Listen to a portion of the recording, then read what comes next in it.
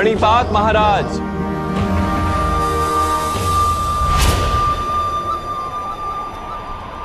कल्याण हो वासुदेव।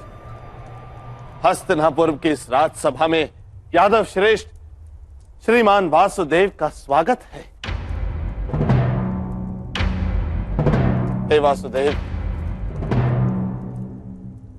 कुरुओं का ये महान वंश आज संकट का भागी बन बैठा। कैसे रात्रि का आगमन टिंगर की ध्वनि से जाना जाता है, वैसे पंच का नाश हम वृद्धों के हताशा से भरी श्वास की ध्वनि से जाना जाता है।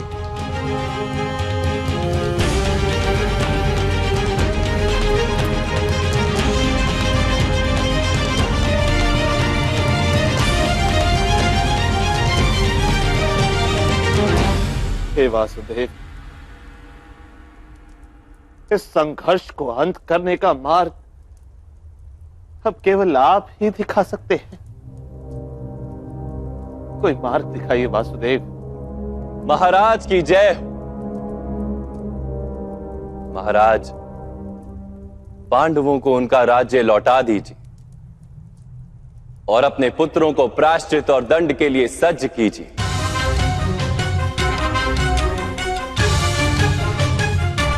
उनके प्राण नहीं जाएंगे, मैं वचन देता हूं, किंतु उन्हें अपने सम्मान को छोड़ना होगा।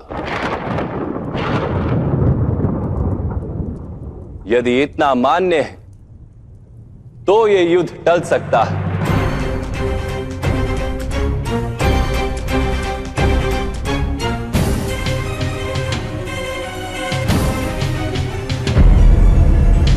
वासुदेव, इंद्रप्रस्थ पर मेरा अधिकार है, महाराज का नहीं।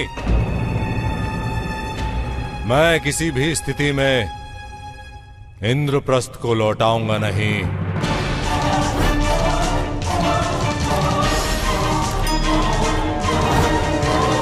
और जब तक पांडव इंद्रप्रस्थ के राजा नहीं, उन्हें युद्ध का अधिकार ही नहीं। वासुदेव, अन्याय के विरुद्ध युद्ध करने का अधिकार सबका है। युवराज, ये तो पांडवों की उदारता है कि इतने वर्षों तक उन्होंने युद्ध नहीं किया। महाराज का सम्मान किया पद पद पर। वास्तव में किसी भी स्थिति का अंत उस स्थिति के आरंभ से ही निश्चित हो जाता है। नीम के वृक्ष पर आम के फल नहीं लगते कभी। महाराज, इस संघर्ष का आरंभ भी उसी दिन हो गया था जिस दिन महाराज पांडु का देहांत उस वन में हुआ था और उनके पुत्र हस्तिनापुर पधारे थे।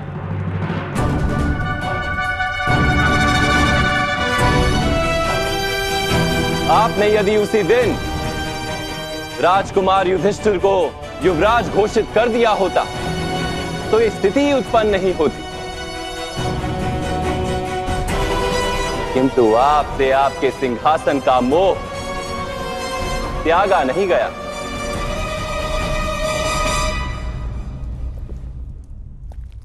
ये आप किस प्रकार की भाषा का प्रयोग कर रहे हैं वासुदेव? आप शांति का प्रस्ताव लेकर आए हैं या संघर्ष का आवाहन देने? गांधार राज, सत्य को अपमान वही मानता है जिसे असत्य से कोई लाभ हो। किंतु सत्य तो यह है वासुदेव कि एक राजा का पुत्र ही राजा बनता है। किंतु आप तो कार्यकारी राजा हैं महाराज।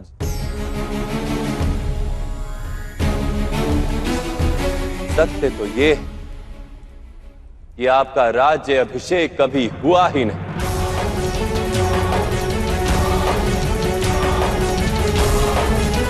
तो आपके पुत्रों को सिंहासन किस प्रकार प्राप्त हो सकता है?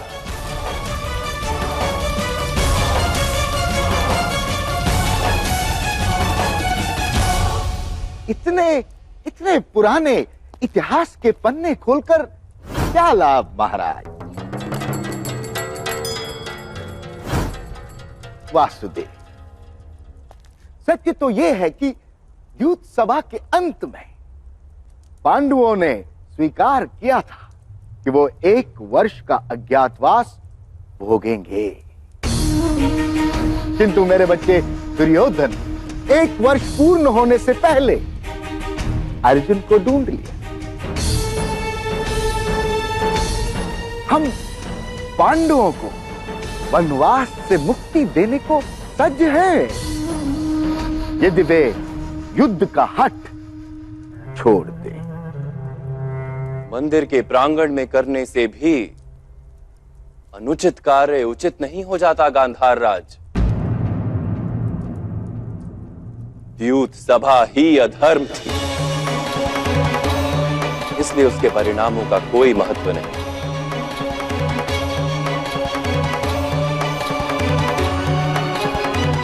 वासुदेव, क्या भ्राता युधिष्ठिर ने जान करके अपनी संपत्ति, अपने भाई, अपनी पत्नी और स्वयं अपने आप को दांव पर नहीं लगाया था? तो वो अधर्म किस प्रकार हो सकता है वासुदेव? किसी स्त्री को भरी सभा में निर्वस्त्र करने की चेष्टा कर आपने सारी सभा को अधर्म सिद्ध कर दिया था युवराज। भोजन के किसने वाले ने शरीर में विष फैलाया है, ये कोई नहीं पूछता। समग्र भोजन को विषयुक्त माना जाता है। हमें भी इंद्रप्रस्थ की सभा में निशस्त्र किया गया था, क्या आप भूल गए वासुदेव? माया सभा में जब आपके शस्त्र उतारे गए थे तभी आपने युद्ध का आह्वान क्यों नहीं दिया युवराज? युद्ध सभा में प्रपंच करके एक स्त्री को निर्वस्त्र करने की योजना क्यों बनाई आपने? सत्य तो ये है कि आपके पास युद्ध का सामर्थ्य ही नहीं।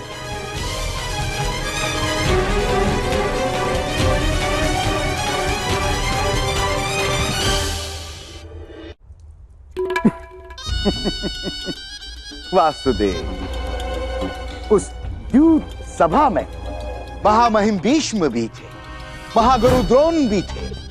क्या इन्होंने भी अधर्म किया? अवश्य किया था।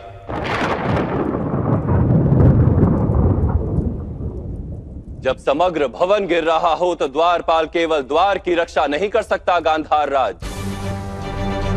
जब समाज के विरुद्ध कोई अपराध कर रहा हो, जब मानवता के विरुद्ध कोई अपराध कर रहा हो, तो केवल अपने व्यक्तिगत धर्म को संभालना अनर्थकारी होता है।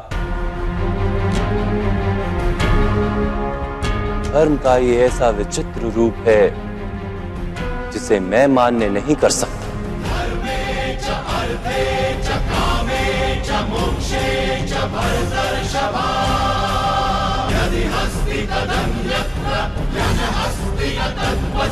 ये धर्म अधर्म के विवाद का समय नहीं। इस समय केवल एक महायुद्ध को टालने का प्रयत्न करना आवश्यक है। और इसीलिए मैं शांति का प्रस्ताव लाया हूं महामंत्री। और मुझे ये प्रस्ताव मान्य नहीं है।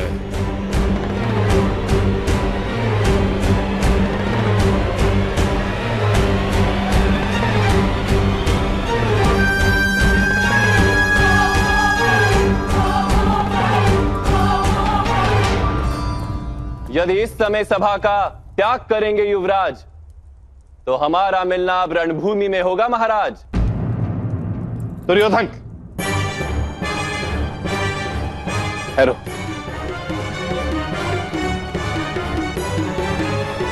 वासुदेव,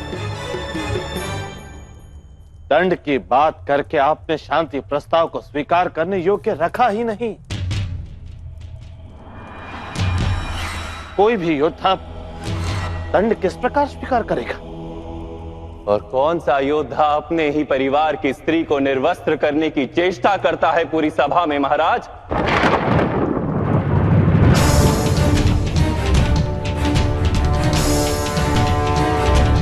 और अपराध करने के पश्चात दंड से भयभीत होने का क्या तात्पर्य है? किंतु फिर भी मैं वचन देता हूं, द्रुपद कन्या के चरण स्पर्श कर क्षमा मांग ली जाए तो पांडव उसे भी दंड मान लेंगे।